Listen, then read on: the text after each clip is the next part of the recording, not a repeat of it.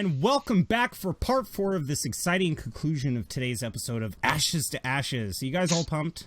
You feeling it? Fuck. Sorry. Damjam, Vi'itar, do you feel the good feels? Yes. I'm picking up good vibrations. All right, so let's cut back over to Grod and Hir, who are standing outside the facility. The door shuts behind you, and before you see the empty hangar and then the canyon. And then all of a sudden, throughout the entire prison complex, you hear this long air raid style horn from the 1940s just... And right when it calms down, it goes up again. And then all of a sudden, over all the PAs in the hangar, you're like, "Listen, I know you've escaped. You won't get far. My men are already out to find you." And Grad's gonna say to here, I think they mean us. We must find a place to hide, unless we can find a way off this planet, because I need time to rest.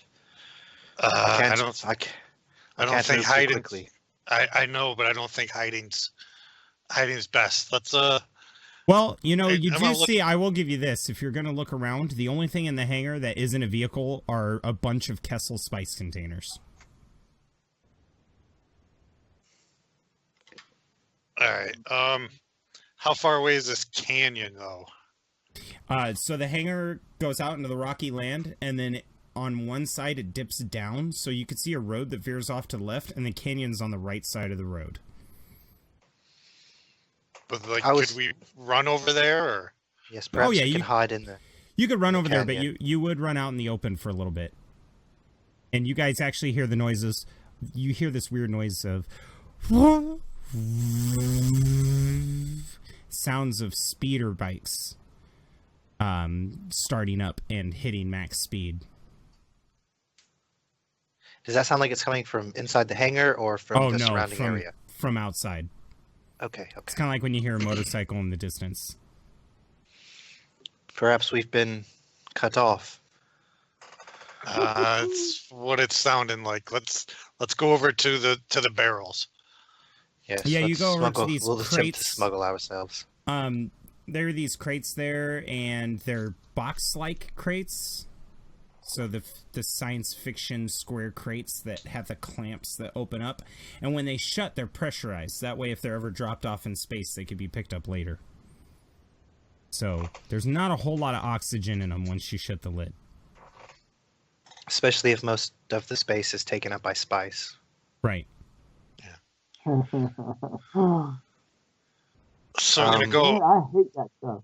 Are these full of spice? Is there any empty ones? Or Oh yeah, there's actually empty ones waiting for shipment, but they're not with the pile of ones that are ready to go.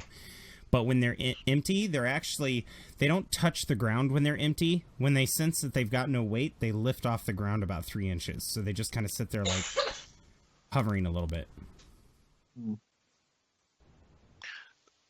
Could we make it over to one of the empty ones?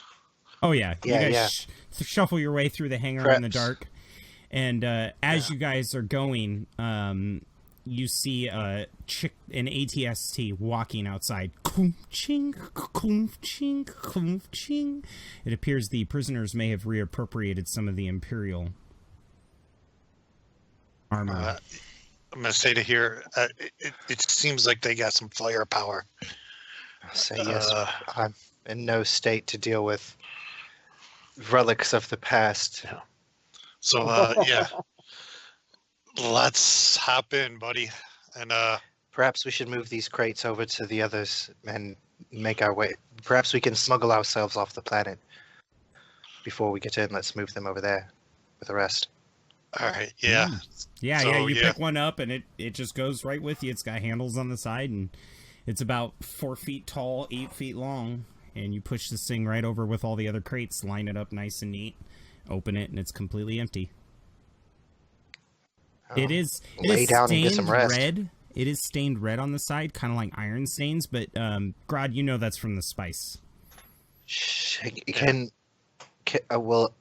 Do I know that Grod has experience with spice and stuff? I know that, right? Because I mean, he has this criminal past and such. Yeah, Grod's got a criminal past. I don't even know if Grod's dealt with spice before, but he's aware of it. Well, yeah. Let me say this. He's more into the drug using aspect of the galaxy than I would ever be. So I'll defer to his expertise, and I'll say, Grod, my friend, is it going to be dangerous for me to lay upon this dangerous spice with my naked form? Buddy, it's going to be a lot less dangerous than just standing out here. Duly noted, friend. I shall take my risk, and I'll just take my naked ass in there. Yeah, so you climb in there just fine. It smells spicy, so it's like you're trying to fight off the urge to sneeze. And then Grod kind of comes in behind you. Do you guys close the lid or do you leave it cracked open? Grod would probably leave it cracked open, just looking out until he saw something or somebody out there. And then he would just, slam it shut at the last second. Okay. Before they noticed. You're peeking out, Grod. Yeah, because he roll he perception against average difficulty, because I think you're really actively looking. You're not just casually kind of looking around. You're serious about glancing over this stuff. Yeah. Plus, he would want to keep as much air free until the last second. By the way, Grod, I think this is the first time you and Hir realize that it looks like a mess on Kessel. There's fireballs falling from the sky. There's dust and smoke everywhere. It does not look like when you first got here. And with that perception check, you nailed it. You happen to see a vessel flying over the horizon. Its lights are off, and then it lands inside the canyon. I'm going to, nudge here. I'm going to be like, somebody just landed out there. I don't think any of these prisoners have a ship. Did it not gain the ire of those troops that are searching for us? Was it not noticed? I don't think so. It looks like all the lights are off. I can barely make out just the silhouette. Keep your eyes peeled, brother, on them, and perhaps it will be our redemption, but if not, we should be prepared to fight if they catch us. So, in the process of, are we ready to flip over? Yeah, actually, you know what? Let's flip over. You and Damjam are positioned in the cargo container of the Moldy Crow, because I don't know if you guys know what the Moldy Crow is shaped like, but it's shaped like a fighter, and it's got wings in the back with two ventral fins up front that also have engines attached to them. There's a cargo space, and then there's two cockpits, one for the navigator and gunner, and then one for the pilot. And as the ship lands, the pilot's cockpit opens, navigator's cockpit opens, you hear them jump out, and then the cargo hatch begins to open. You can knock open the cargo hatch from the side. And the light from the moon that's really dark and dingy from the smoke and all the dust filters in like fingers, eagerly streaking after your feet. And standing before you is the Wookiee and Kyle. And the Wookiee climbs into the cargo container and sits down next to Vi'itar and pulls out a kit. And Kyle shakes his head and he goes, he can't come with us. Damjam, you and I are going to have to do this on our own. I'm like, I look up at the Wookiee, I'm like, get my sensors back online. I'm like he's pointing to his arm. The Wookiee goes, back online. And he's like, yeah, I'll just get my, highly advanced cybernetics lab out here and patch this up for you. My job's going to be to make sure that you can move properly. All right. I don't need to move. It's not safe for me to be on this planet. I'm like, before we go, did Damjam have a chance to heal some strain up? Yeah, why doesn't everyone make a cool check? Every single person here. For every success you get, you heal one strain, and I'll say for every 2 advantage, you heal another. Okay, so Damjam, yeah, you didn't need the difficulties. Yeah, I forgot to read. Yeah, you guys don't need the difficulties, but hang on, we could do the math. So Vi'itar, you gain 1 strain because you had 2 advantage. Damjam gains 4 strain back. I grab them all because I've got rapid recovery, so I get to additional. So all my strain's gone. You're a jerk. Grod, you heal 2 strain. And excellent, here you heal 3. All right. So when Kyle says that, Damjam will nod in agreement and say, "Yeah, let's go." He points at the lightsaber that he sees on your belt, and he goes, "Do you know how to use that, son?" No. Then don't. But and he turns around. I won't. and grabs. He reaches over to Bardorak and touches Bardorak's back, and Bardorak grabs him and growls like, and he goes, "Bardorak, I'm gonna need this more than you do. Understandable? Hell, if you get him up in the gunner seat, he can help protect the ship." Bardorak narrows his eyes, and then you just see him remove a Wookiee bowcaster from his back, and he hands it to you, Damjam. It's got a kick. Holy shit! This thing's probably like half bigger the size than you are. Damjam. Just like, ugh. Okay. And he pulls out his blaster, and he's like, "I'd let you use this, but this has been on with me at every mission, every turn of the way, and never runs out of ammunition, so..." That's fine. Yeah, why don't you use the why don't you try and use the holocron? Holocron? Kyle snaps his neck over to Damjam. You have a holocron? Yeah, I do. Oh, you need to destroy that. Give it to me. We're not going to destroy it. No, I won't. You need to. That's up to you, but I know how to use it. It's how I found my father's home. All right, but I want it back, and he'll toss it to Kyle. He grabs it, and he goes, "Well, you're using my ship, so I don't think you're in any position to negotiate, but yes, I'll give it back." Oh, and by the way, Vi'itar. He turns and looks at you. Do you have any idea who sabotaged my ship on Paradise when Bardorak and I were trying to leave? Who sabotaged it? Yeah, somebody unplugged some hoses. It took me hours to figure out that it was a 5-minute fix.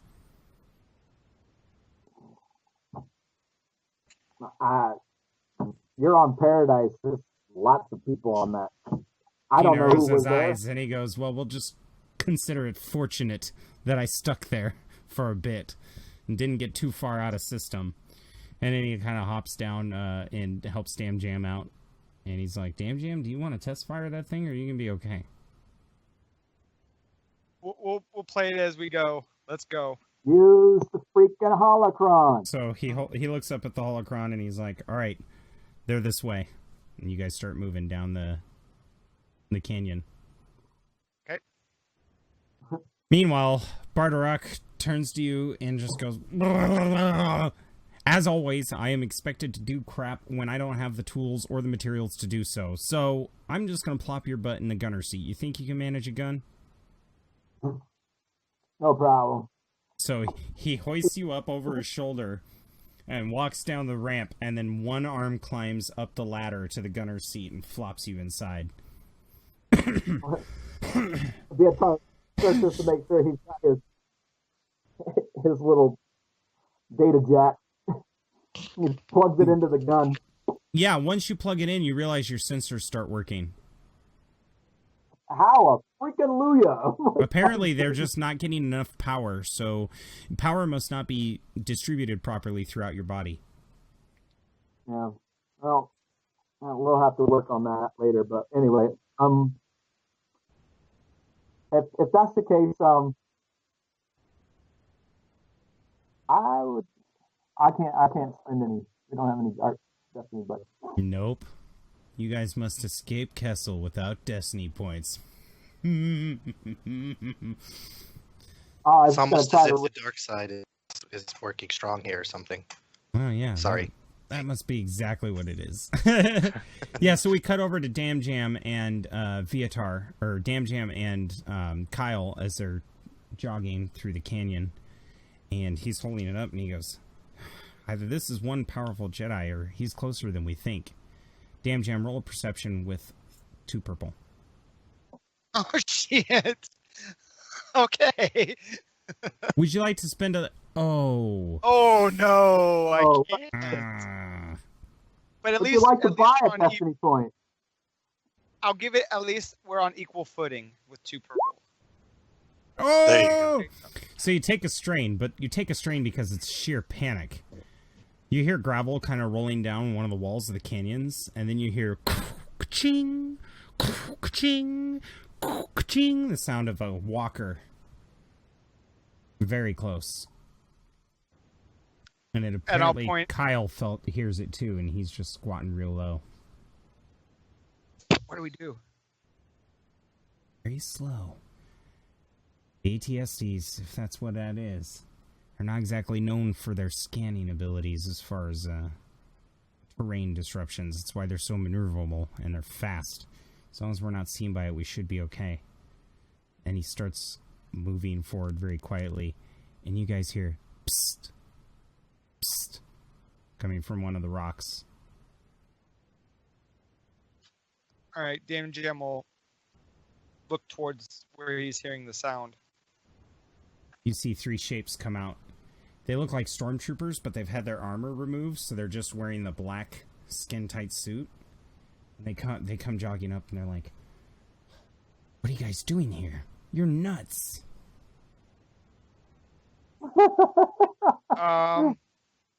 We're trying to rescue our friends. Oh. Well, maybe we've seen him. We just escaped ourselves. There's an Ithorian cook up there that helped us out the back door. Have you seen a human and a Togruta? Well, I've seen lots of humans, but I've only seen one Togruta. Red guy, red eyes, white face paint. Yeah. Yeah. Yeah. He was going to try to help us out. But you haven't seen him in the last, let's see, 10, 15 minutes? No, but judging by that noise, and they kind of point out this noise to you, you hear this air raid noise. That usually means prisoners escaped, and I don't think they're talking about us. Where do you think they would have come out at? Where'd you guys come out at? There's a hangar up ahead. Leads out the back door. There's a road that curves around, which is what the walker's on, and then this canyon, and we took a dive in this canyon because it's known that some smugglers are here.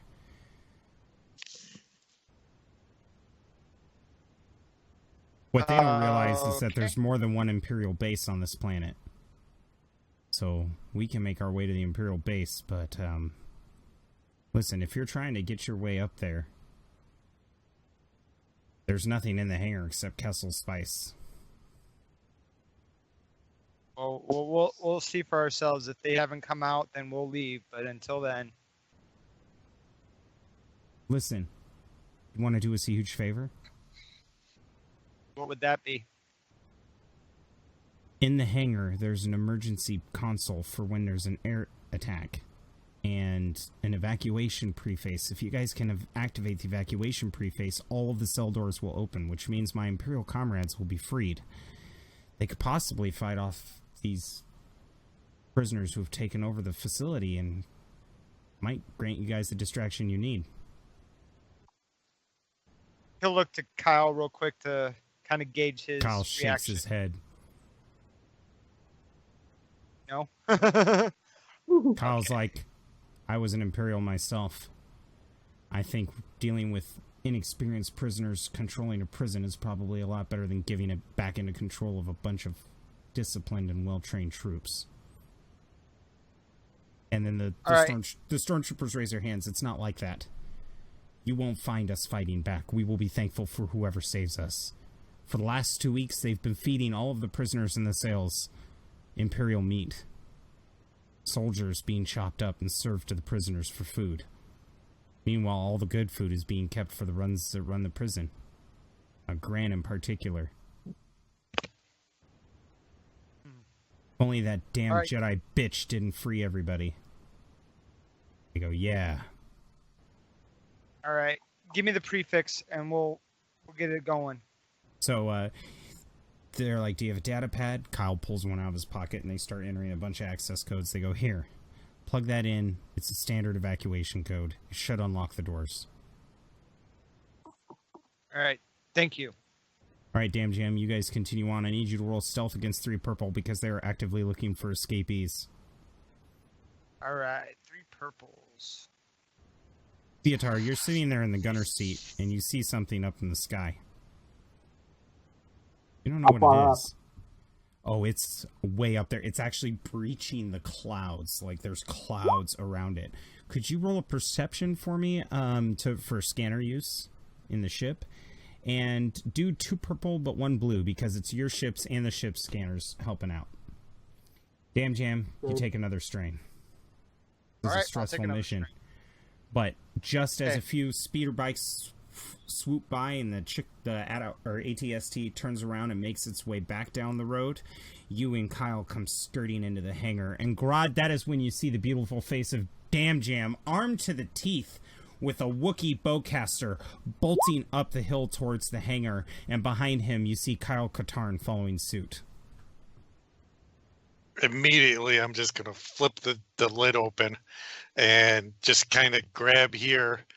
I take it he's laying down at this point. Yeah, I think he's just sitting with his back against the one side. Just on meditating. Yeah. Mm-hmm. Yeah, just grab him. Don't even say anything. Just grab him, and pull him up. And I'm going to say, guys, come on. Hir's in a bad way. And Kyle probably runs faster than Damjam at this. He bolts around Damjam and runs up to Hir and then goes, lay him down. And he's like, here, calm down, lay down. I need you to relax. Grod's going to look at Damjam and say, I am so happy to see you guys. I'll look up at Kyle and I'll say, Mr. Katarn? Shh. And he takes his hand and places it on your temples, and you feel all of your strain go away. Nice. As he's sitting there meditating, and he's like... And to bring reference to the movies, it was like that one time that Obi-Wan woke Luke Skywalker up on Tatooine. And as Grod and Damjam are talking, Damjam will reach into his pocket and he goes, oh yeah, I've got a present for you. And he'll toss Valeria's bra to him and say, somebody left you a present. Grod's going to catch it and look at it. Oh yeah, because you have no idea what happened. You have no idea what happened, Grod. Yeah, that's right. He's gonna just look at it and be like, that sexy bitch, and just put it away.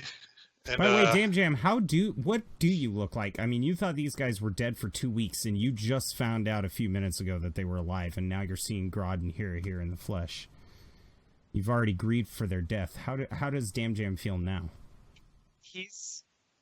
He's grateful that they are alive after dealing with all this, but because of the severity of what they still got to get out of, he's trying to keep the cool head about him. Mm-hmm. But he's trying to give Grod that little bit of let's get it out of here.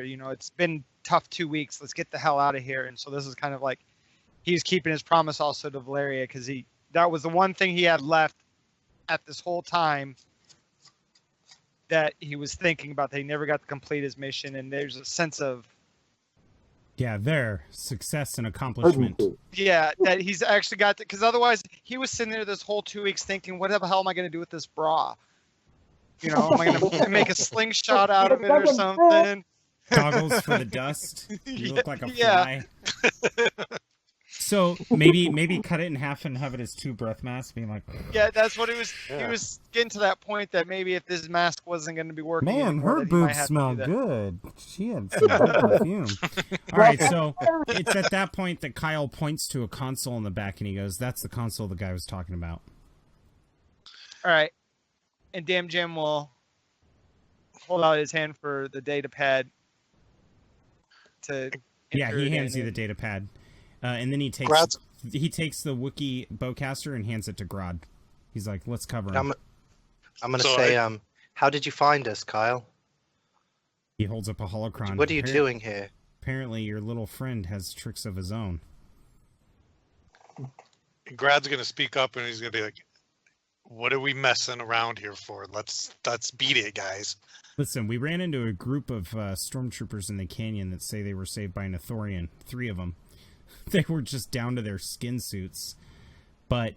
And I looked down at my nakedness.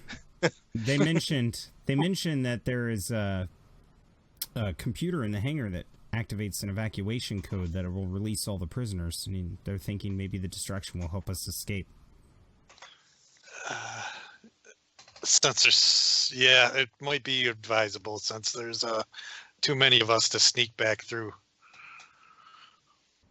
He nods and he goes, or,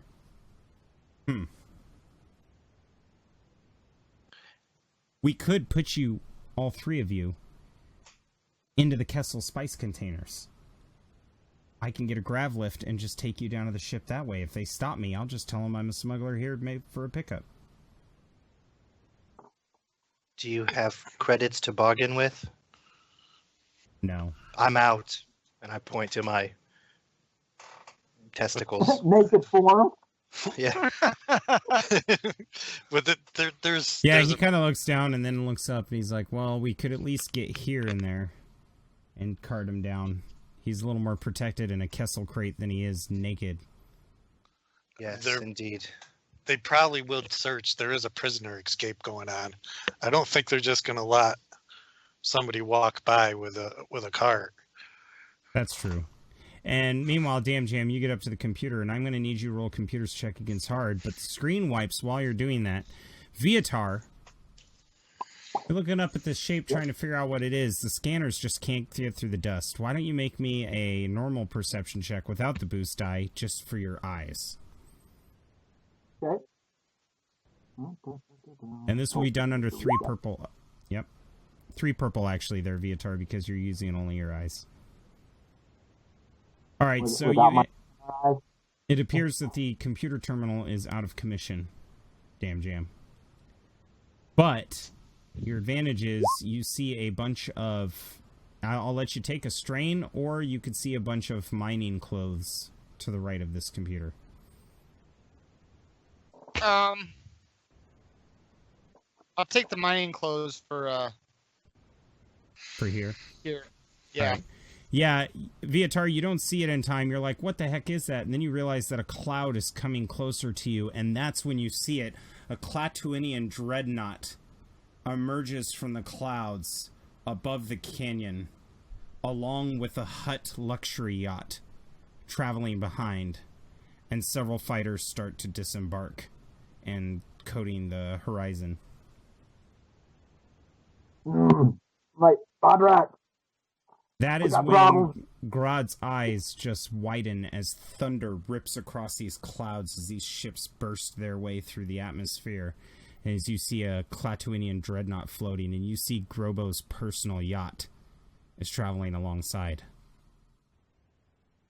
I'm going to warn these guys. I'm like, I think we got some more company. So, Damjam, you come back with a mining outfit and you hand it to Hir. Say thank you, brother. I'm glad to see you alive and well. Me too. And I'll start putting it on. I'll embrace him for. Well, actually, let me put the stuff on and then embrace him because I don't want to hug him while I'm butt naked. Yeah. So yeah. You give him an embrace, and that's when you guys decide to beat feet back to the ship. So, as we run back, I tell Jam. I found something very interesting. You'll be excited to hear about it. I can't wait to tell you. And I look at Kyle kind of trepidatiously, like, because I know he told me his lightsaber didn't work. So yeah, I don't want to. Damjam.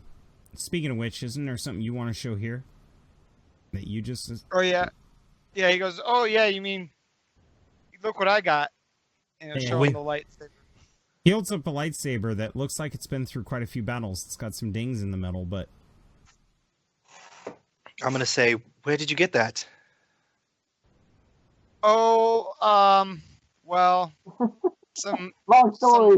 Let's get on this ship. Some assholes that were turned against us. Can I see it? Well, sure, my friend, and he'll toss it to him. So, like, as soon as it hits my hand, like, I want to ignite it. Sickening feeling of familiarity. Familiar. Yeah, that word. It says on the comms. Like, it's just a weird familiar feeling. You don't know what it is. Hmm.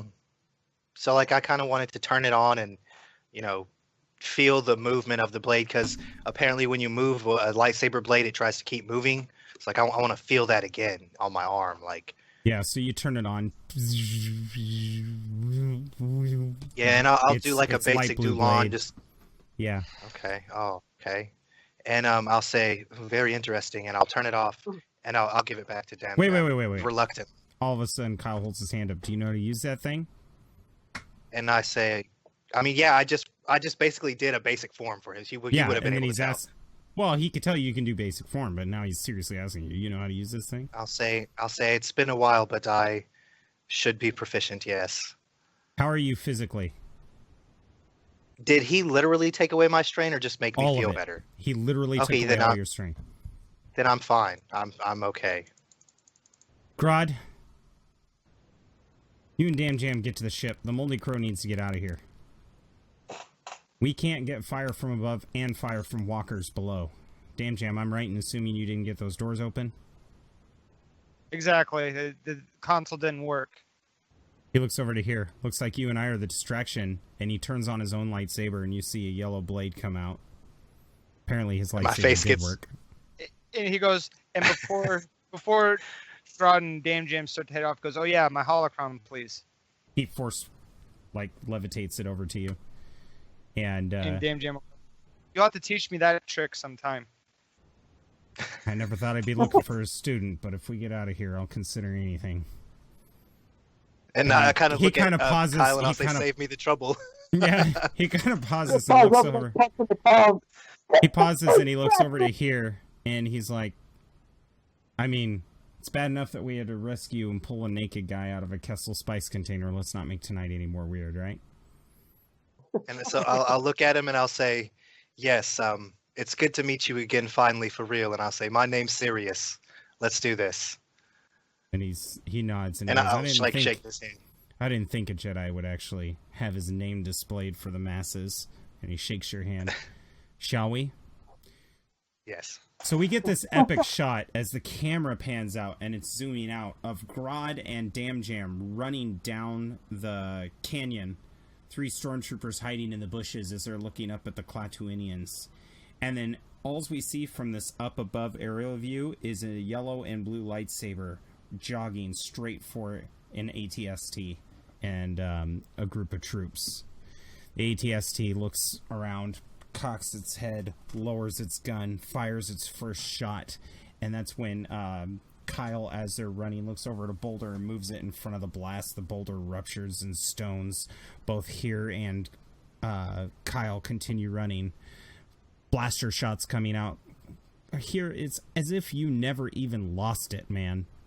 Like, the moment that the blaster bolts come towards you, you just feel your reflexes kicking in and bolts are flying off everywhere. Kyle's with you.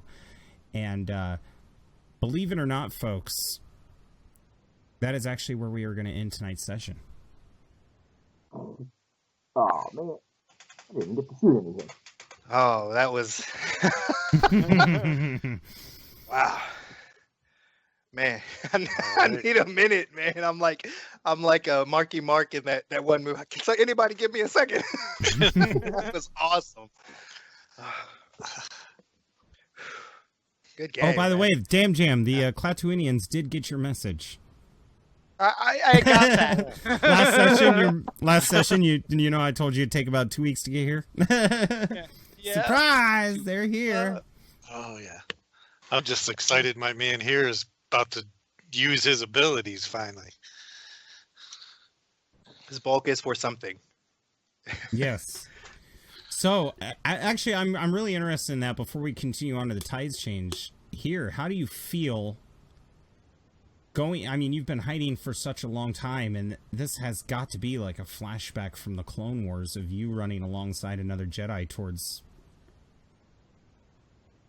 combat. How does that make Hir feel? I'm really interested. Well, it's strange because when I was chosen by my master, it was basically towards the end of the Clone Wars, and I never really got to get into a true battle. So for me, it's like this is the moment I never actually got to have. Like if this dude was my master, that would be like a dream come true. But like the fact that I'm able to use what I've learned to help people, like especially these guys that, like I said earlier, man, these are the guys that I want to save now. Like my daughter's gone, she's out of my reach, out of my help, but my dogs are still here. Like if I'm able to use what I have to help them, like it's like joyous. Because like I said, man, I'm good at battle. That was what I was good at, and so like this is a way I can put that to use. Finally, I'm able to put that to use. Damjam, it seems that you've become less apprehensive about your abilities and more like, okay, I know what I want to do now. Is that an effect that you intentionally chose for Damjam, or did it just kind of spawn into that? As far as that's concerned, I think with the events that have happened, we come off last week. I wasn't sure where that was going to go with Damjam. Mm-hmm. And then with the events that had happened over the last, in the narrative since 2 weeks of an apocalyptic, we've come to learn that Hir and Grod were dead. I think Damjam and then Vi'itar not acting the way he should. He's felt kind of alone in some aspects. And the one thing he was turned to was that the holocron. And I think over time, as he's had time to kind of look at it, meditate on it in his spare time, he started to pick up some things and realizing what her and him had talked about, how the holocron was bonded. I think he's starting to pick up on it and realizing that he does have some abilities. He's not sure where they're going to take him, but he knows he's got him, and he's not really running away from that. That makes sense. But, he's not sure if he's like her and Kyle and more like her, been a full-fledged Jedi. He doesn't know if he's at that level, but he knows that there's something about him. Yeah. Here, Vi'itar, I got a question for you. How does it feel to be aware again? Having your sensors plugged in, that must be a breath of fresh air. Yeah, I'm just grateful that no other flashbacks overtook me. There was a couple of times there I thought I might end up flashbacking in the middle of one of those muscle spasms or something. But were you happy to see Bardorak? Well, I don't know. My cybernetics are a finesse thing, and his big furry Wookiee hands probably can't handle it. But not to mention, I don't even know if he's seen that kind of technology. Yeah, it's good to see him. I'm pretty sure, at least nothing else, he's got a few more cans of lube, grease my joints up a little bit. Absolutely. Grod, this has been an emotional roller coaster for you. Yes, it has. This place has been pretty dark prison here. So, your friend sacrificed himself so that you guys could escape. And, yes. I really enjoyed Grod's reaction to that, because you actually, I could tell you wanted to go save him, but then you were like, no, I got to leave this decision to here because I'm going to be selfish and say, let's save him. Yeah, he kind of, here's his buddy, and this Etherean was also his buddy, a long time ago, but, childhood friends and everything. So, but, here's kind of in a bad way. Plus, you don't know what's on the other side of that door. So, Grod just kind of left it up to here and said, it's your decision. After you heard the meat chopping, I'm pretty sure Grod realized it was the best decision. Yeah, and I don't think Grod still realizes that he was eating people either, because no, here every discussion he wasn't there. Yeah, every discussion Grod was not around. So yeah, who knows if that'll ever come up. He gets back up the ship and Vi'itar goes, "Who's been eating human flesh?" Your farts contains traces of no. Grod, they're leaving the planet, and Grod says something like, that place was pretty bad, but the meals were pretty good. You know what's scary about that is if Grod finds out what it is, he might be like, "Oh, ew," but it's really good. Human is quite tasty. Well, he'll start Tagruda's, they're carnivores, they got like sharp teeth and everything. Mm-hmm. Meanwhile, back on Paradise, it's like Sweeney Todd. He's like, "Oh yes, come in for your haircut." Yep. So unanimously, a raise of hands. Who here still likes Dent? Who likes Dent? Yes. Nobody. Well, Archie likes Dent's my Archie likes him. Dent's my Hir man. does not like Yeah. Yeah. I mean, Your plant? In character, my character still likes him. He doesn't know, That's true. All right, well, you know what? Let's go ahead and do our tide changes for the night. And we'll go ahead and start off with one of the characters. And when I pan to you, we're going to do things a little differently. We're going to do your tide change followed by your channel shout-out. How does that sound? right on. We're going to go to Archie first. Archie, what's your tide change? And tell us about your channel, what campaigns you're in, and any new projects. Oh yeah, well shoot. Let me I'll do my tide change last. Let me do that shout out because man, new projects. I'm super stoked. I'm about to start doing a one death survival mode playthrough of Fallout 4. So stay tuned for many beginning game playthroughs because I'm never gonna make it past the first fucking mission. So I'm really excited for that dumb shit. I'm about to be doing that on my channel. I'm also playing in one of Chris's games, Fly from the Inside.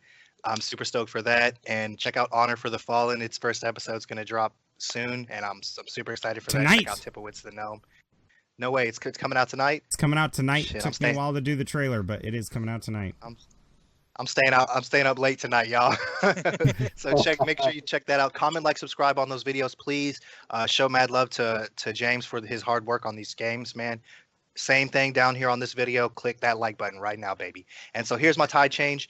As Hir and Kyle Katarn elegantly and majestically glide across the ground towards this AT-AT with their lightsabers out. We dodge and weave all the blaster bolts like phantoms just across the desert, and we mount the I guess Kyle does because he's the only one with the utility belt, so he'll mount it, and me and Kyle together gain control of the ATST to use against our enemies. That's my tide change. We gain control of the ATST. Lord. Yes, sir. I had to add some majesty to it. So. Add some majesty. Did you add any more adjectives to that? I could try, baby, but I don't know. All right, let's now move to Vi'itar, played by Nathan Tice. Vi'itar, how's it going? Going good. I don't have a channel, but let's see. I am currently running in a Mandoade, and we're currently stuck with our backs up against the wall right now. And I'm also in a Lone Wolf Adventures. You can look up Eric Drake for that one. We're getting finished with the prequel. Saturday, I should be heading off the first actual episode in the campaign. And as far as my tide change goes, turns out the Claptunians weren't the only ones that showed up. The Black Sun tailed out the Claptunians. We may have another space battle on our hands, which we may just be a spectator for. So I'm bringing popcorn for this one. All right. I'll bring the drinks for Grod.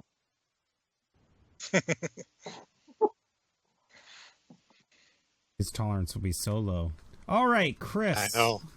Handing it off to you, bud. What kind of projects are you working on?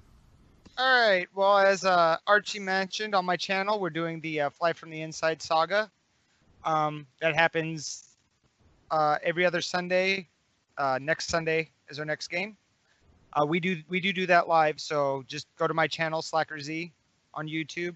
You can just search for it, and you can check that out.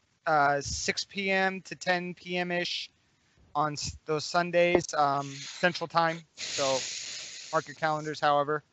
Then the Mandoade with Nathan just after that. So I go from running a game to playing in a game. Boom, boom. And also at the Edge of the Empire that next Monday. As far as any other games I'm running, I've got no other games running right at this moment. Working on some stuff. Trying to get ready for Brigade Con and trying to plan some stuff out for that. So hopefully I'll get some games going for Brigade Con. And also support James's channel, Archie's channel, and the GM's Dice, because that's the channel we play the games on for Mandoade and At the Edge of the Empire. And as far as my tide change is concerned, the holocron that Damjam has been having in his possession is starting to lead him to a... No, scratch that. I have something better. Corsac, who has had problems with Damjam in the past, is now showing up on Kessel, realizing or getting information that Damjam was on Kessel, trying to question him about the artifact that was purchased. They still do not believe that he purchased that it was stolen. So that's my tide change. Who is this? Who do you say? Corsac. Okay. He's somebody from your past? Yeah. Would we know, or? Vi'itar knows. Vi'itar knows. Man, how many times have I covered for you guys? I don't know. Who else am I going to have to hide in my bag of tricks? Yeah, man, you're like the keeper of secrets over here, man. You put that shit in the vault. Don't have any problem with it. Just make sure you keep Fear away from me until we get things settled here, all right? Because he's going to try to strangle my ass. All right. Yeah, he keeps secrets and then he lets Dent just blabber on. Now we're going to move on to Thomas. Thomas, thank you very much. This was a very Grod-heavy mission, I got to say. Yes, it was. I loved it. Though. Good though. Thanks, James, for every minute of it. But yeah, no channel to plug. My 5e group will be starting up here. I think Saturday we're gonna have another game here. You can check that out on DM Ty's channel on YouTube there. Otherwise, check out the Jarl Goats. Check out Slacker Z. Check out Archie Duelist. Like, subscribe, comment. Like I said, comment on the games, on the sessions, and we'll get back to you. You got questions, advice or anything. As far as tide change, when Grod and Damjam make it back to the ship, they get things ready, start to take off. Just about to take off, and all of a sudden they hear like a and then like a beep, beep, beep, beep, beep. And they realize that the R5 unit is right outside the ship. Oh. Oh, God. Thomas, that's so good. And Grinding Jim get back to Moldy Crow. I think we've got a new guy who's beaten me. I don't know, though. It all depends on how they vote. That's a pretty good one. I like that one. Well, when we get Grod good and sauced up again, his tide changes will start popping. Yeah, it'll start sucking again. Yeah. Hey, it's okay, man. I can't be, the really confidence that a sexy bra gives a man is just ridiculous. Exactly. All right. Well, thank you all for watching. I want to thank personally my players, Archie, Nate, Thomas, and Chris. You guys have been amazing. Your emotions, I know last episode was just a lot of plot, plot, plot, plot, plot, plot, plot. Tide changes kind of pushed it into that corner, but I think this session they really brought on everything they had to bring these characters to life, and we discussed about the consequences of when I made the decision of having this campaign take place 14 days later. The guys came to the table with nothing. Sounds like they had it all planned, but they didn't. We met briefly 5 minutes before the show, and I got to really hand it out to them. But as everybody's been saying, go to Slacker Z's channel. It's the same time, or same day, evening hours as this campaign, but on the following Sunday. Our once a month episodes that we're going to be doing from now on for my channel for the Star Wars games, those are not going to affect his games at all. I do want to state that they will not affect Chris's games at all. So if you watch both campaigns, do know that you'll be able to watch Ashes to Ashes. You'll be able to watch Fly from the Inside or Outside? Fly from the Inside. Inside. I always get them backwards. Yep. Fly from the Inside, then you'll have a break off, and then you'll see another episode of Fly from the Inside, and then you'll see Ashes to Ashes after that, and so on. So it's a very manageable game cycle, but we're all about releasing high-quality content, and that's what we want to do for you guys. Excellent tie changes, everybody. Fantastic role-playing with the terrible rolls you all had. I don't think very many perception checks were won today. Which makes me happy. And of course, I get to go to bed tonight and cuddle up to all the dark side that I have stacked up. So thank you for that. And I heard those cancerous. Oh, they are. Yeah, definitely. Next week, we have our Destiny Horizon game. Destiny Horizon will also be moved to a once a month scheduling. And then in that morning, we also record the 5th edition campaign that we're starting, called Honor for the Fallen, which, if you have not looked into it, it is a Norse-themed mythology-based 5th edition game, inspired heavily on Lord of the Rings and where J.R.R. Tolkien got his inspiration for those books. That will still be going on every 2 weeks because there's no tie changes or managing of a large group. The 5th edition D&D is always way easier to run than Star Wars, so I should have no problem pumping 2 episodes out a month for that. So, Archie, unfortunately, you're still going to be really, really busy. But at least you'll get one Sunday. No. You'll get one Sunday. But anyway, go to the Facebook, go to the YouTube channel, and as these guys were saying, please comment on the video below because our players want to engage with you. You have any questions, or you want to give them props, or you want to talk about how cool a character is, or even give them ideas, all of that happens below, guys. Thank you very much. And tune in next time for our next episode of Ashes to Ashes, where we've got another... I really like splitting the party, don't I? I just realized that. Well, at least most of the party's going to be together next time. Anyway, thank you for watching. Toodles.